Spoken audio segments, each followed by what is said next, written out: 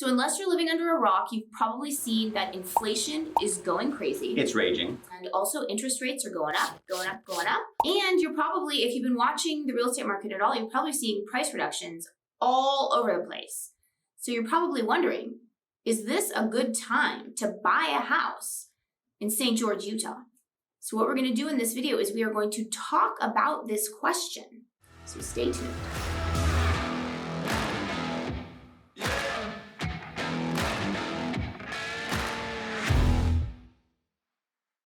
What's up, everybody? I'm Sean Azad. And I'm Courtney Azad, and we're with Keller Williams Realty right here in St. George, Utah. And if you are interested in learning about everything there is to know about what it's like to live in St. George, and not only St. George, but all of Southern Utah, don't forget to press on the subscribe button, and don't forget to press on the bell so that you're notified every time we upload a new video, because we upload new videos every week, and they're all about what it's like to live here, especially from the perspective of people that were not from here, right? So we're going to notice the things that you're probably going to notice. And speaking of noticing, we've noticed that a lot of you are watching these videos, but you're not pressing subscribe. So don't forget to press subscribe. And if you're watching this channel, you're probably thinking, wow, Sean, I love St. George. I love the red rocks. I love the majesty of like the red mountain. And I can't wait. I love Zion. I can't wait to be out there. The problem is I don't know anything about the St. George area. And I totally get that. That's why you want to reach out to us, because we can explain for you, like, what are the best places for you to live? Because obviously it's very different depending on your situation. Mm-hmm. So what you want to do is you want to give us a call, shoot us a text, or send us an email. Or you can reach out to us via WhatsApp. However you want to get a hold of us, we've got your back.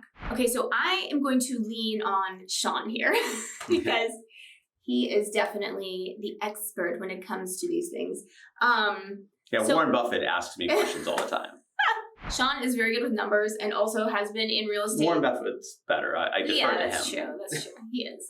I would defer to Warren Buffett, but a local real estate guy. There you go. Local real estate guy. There you go. You're probably gonna get better than Sean. He has seen it all, right? I mean, you saw the 2008 bust. You even saw, like in the 90s, right?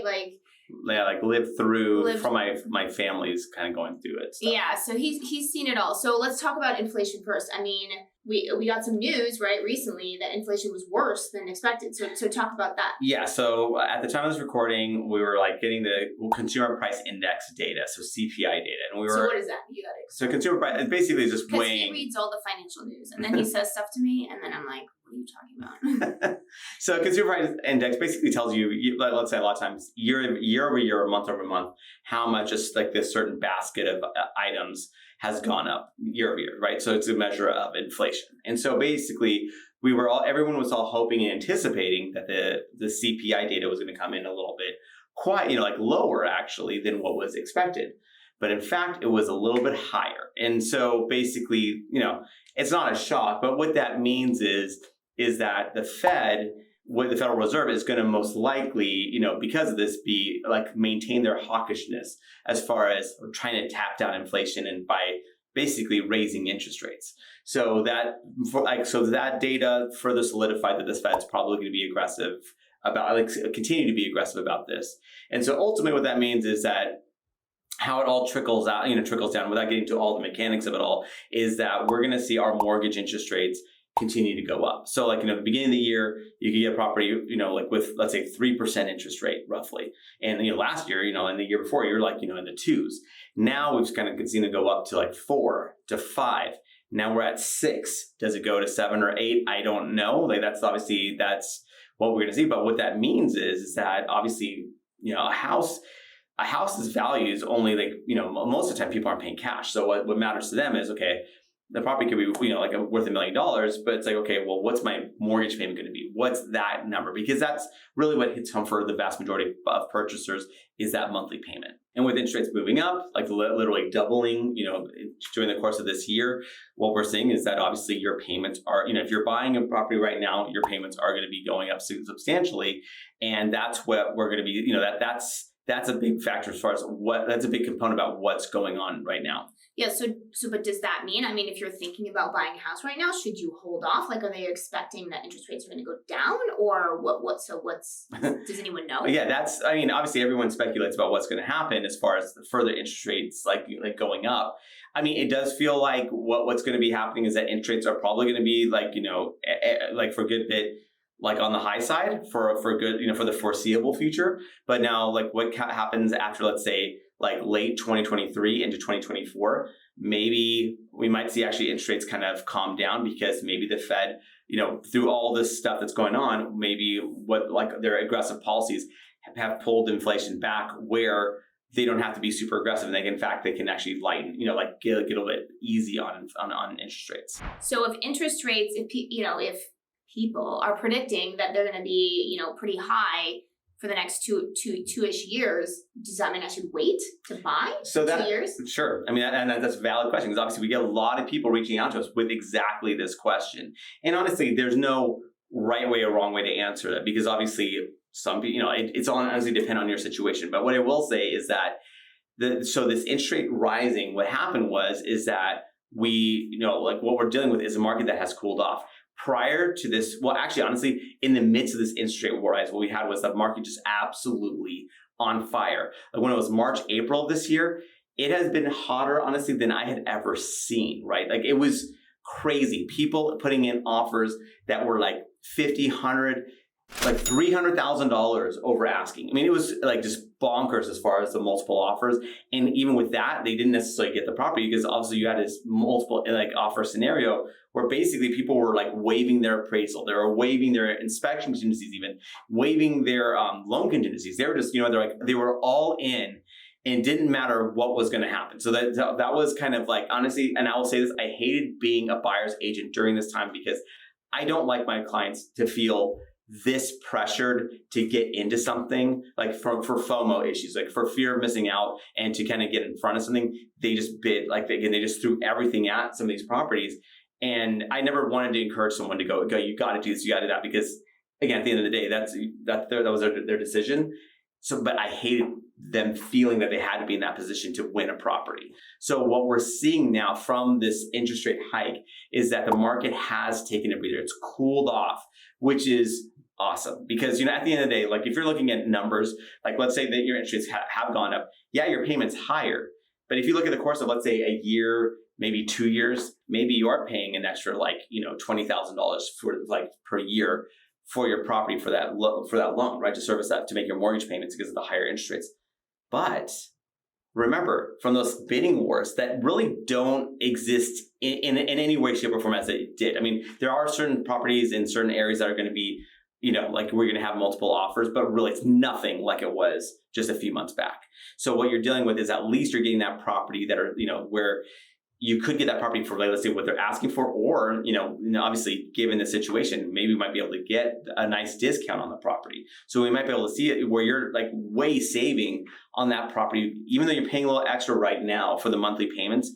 You're getting that property for a way better price than what you were, as far as like if you had to get into these bidding wars and waiving appraisal. Like, just so you know, when I say waiving appraisal, what does that mean as far as the contingency? So let's say you bought a property for $800,000, right? You put an offer in for that, but the appraisal came in at, let's say, $600,000. Then if you waived your appraisal contingency, that means that it's on you to make up that gap. You would have to come up with basically an extra $200,000 to make that deal work, because in the lender's eyes, they say they only see it as worth the $600,000, but your purchase price is $800,000. So if you had that, contingency waived, that's on you. That's a lot of out of pocket money to front for a property. And right now, what we're dealing with is we can have our appraisal contingencies. We can actually protect you, which is important, because I like my clients to have this our contingencies in place to give them their due diligence period, so they can make sure the property is in proper condition, right? Like they can check the roof, they can check the sewer, they can check all these things to make sure the property is, in tip-top shape, at least in the condition that they're satisfied with. So we can take a breather. Things aren't moving as fast, and we're not having to bid really high. And so it's a much healthier market from the perspective of how things are selling. And it's not like we're seeing properties that are falling off a cliff either. We're not seeing values dropping like a rock, but we are seeing this softness in the market for sure. So let's differentiate though between properties dropping and then price reductions, right? Because we are seeing a lot of price reductions. So does that mean that the prices are actually going down, or does that mean that some people are sort of shooting for the moon and then they're having to take a dose of reality? Yeah, I think that, so we're seeing general softness in the market. However, what we saw was, okay, for instance, prior to April, like what we saw was, okay, every sale in, let's say, general community, that was the floor for the next property that was going to come on the market. So if it sold for 700,000, okay, so that next property, even if it was possibly inferior or equal to it, that next property was going to be priced at, let's say, 750, right, or 800. Like it was like one of those things where it's just going up and up and up. And what we're seeing now is that really, like with the market shift, that last high sale, that was not the floor. That's more like the ceiling. That's kind of like that $700,000 is kind of the limit. But like, unfortunately, the way information travels, it's not instantaneous. Some sellers and some listing agents didn't get the memo. And so they still price their property at $800,000 because they're anticipating more appreciation that, obviously ultimately didn't come to pass.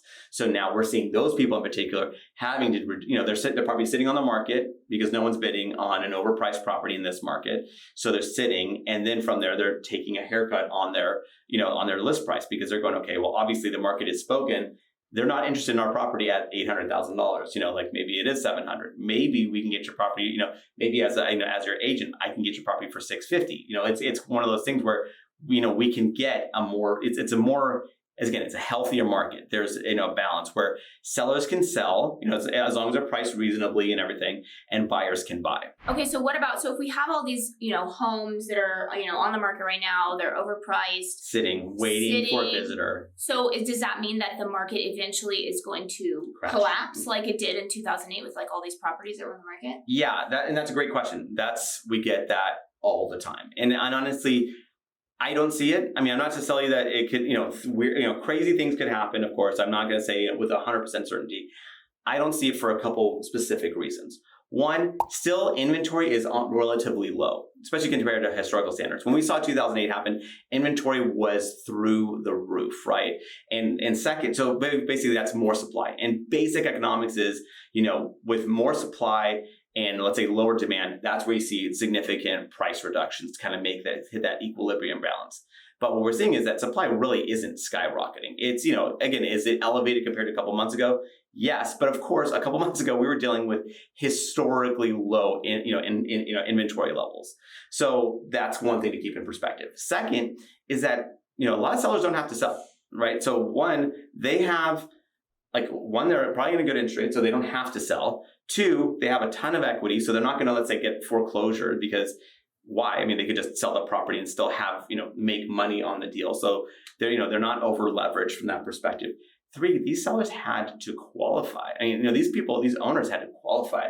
It's not like it was in 2008 where you could get, as long as you had a pulse and as long as you had a heartbeat, really, you could get a loan. Or a social security number, even if it wasn't yours.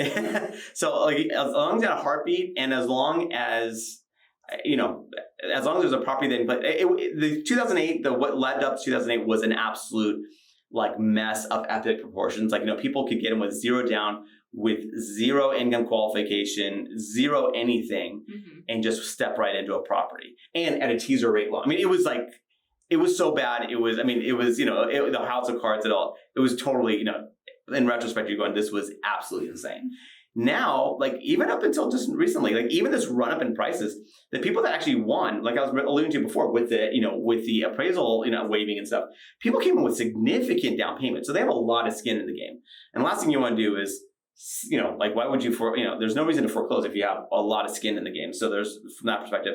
Second is that they had to be qualified. I mean, it is not easy to get qualified for a loan. So people had to have, total income verification, they had to prove their assets. They had to have good, reasonably good credit. And actually, I think the average credit score that I saw was about 752, which is the highest it's ever been. So you had a very qualified buyer. And so what would have changed that dramatically that would cause this huge amount of distressed homes to hit the market, to crash the market? That's what I'm not saying. Not to say that the property values can't come down a bit. And honestly, seeing the properties come down, property values come down from that April, May kind of sales time, would make sense, because honestly, this is what people do. They run up, they saw the interest rates rising week over week over week. Every day it seemed like it was creeping up a bit. So they wanted to get ahead of it. So that's when they went into hyperdrive as far as their desire and motivation to get into something. So these people, obviously we are seeing a drop from those crazy little spike peak that took place in April, May. But what we're seeing from there is that, no, again, the market is kind of chugging along. It's kind of steady, but we're not seeing this crazy drop. So does that mean a lot of these people that are maybe trying to shoot for the moon, they'll probably just let the listing expire and they just won't sell? That, or they could just get real with, I mean, obviously, if they're shooting for the moon and it's not, the value isn't there, maybe they have to come down to what the market value is, but they're not going to necessarily like sell it 25% below market value or 50% below market value. There's, honestly, there's absolutely no need to do anything like that. So what about the alternative? I mean, should you just, you decide you do want to live in St. George, you do want to move here. Should you just rent? I mean, what is buying just not a good option right now? And that's obviously that's case by case. I'm not going to tell you that, like you can't rent as for the time being before purchasing. Because honestly, we get people, I've told people for their specific situation, maybe it is a good time for them to rent at the moment because everyone's situation is a little bit different. So we've told people, right now is a good time for them to rent. But for other people, you're going, okay, rents are extremely strong. So let's not get this confused right now. The housing market has softened as far as sales, not rentals. Rental market is on fire. Right. So it's still a very strong renters market as far as for the landlords basically. So you're paying a nice hefty chunk of change to be able to rent in the area. So the thing is that, what people obviously, one of the benefits of homeownership is not throwing that money away. So and you also have a certain payment, right? Rents can go up. And can and do. I mean, honestly, even people that had good relationships. I remember this one guy I knew, he had this long-term relationship, he's paying under market rent. And that, that owner was like, don't worry about it. I'm never going to raise the rent on you, whatever. Right? That guy just had that friendship. That owner and his wife got a divorce and now he's got to find a place like that, so whatever you think about these, the situation, just don't count on rents staying where they are because they don't tend to. But with you're getting a 30-year fixed loan, when you're buying a property, this honestly, if you're buying it, you're kind of buying it on one of these situations where you're kind of paying the highest payment you probably ought to be paying because, come, let's say a year or so, 2 years down the line, it's hard to believe that the interest rates won't come down. So nothing's stopping you from refinancing. So you're kind of getting in when the market's soft and again, the interest rate component's high, but you're not locked to that interest rate for life.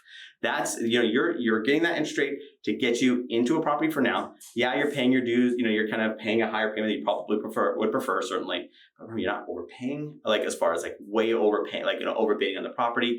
And again, you're just renting the rate. You're married to the home, but you're just renting the rate. So you can ultimately refinance that property in the future. Again, I don't anticipate that, I'm not anticipating rent rates come down to 2% again, right? That's going to be probably a weird one-off thing. But from the 6-ish% that we're in right now, it would not surprise me at all that they come down a nice healthy amount where, again, you refinance and now you have a better situation. So that's it. That's our video. And remember, we are licensed realtors in the state of Utah. So as much as we love making these videos, what we love more is to help you with your real estate needs. So whether you're looking to buy or sell a house, what you want to do is you want to give us a call, shoot us a text, or send us an email. Or you can reach out to us via WhatsApp. However you want to get a hold of us, we've got your back.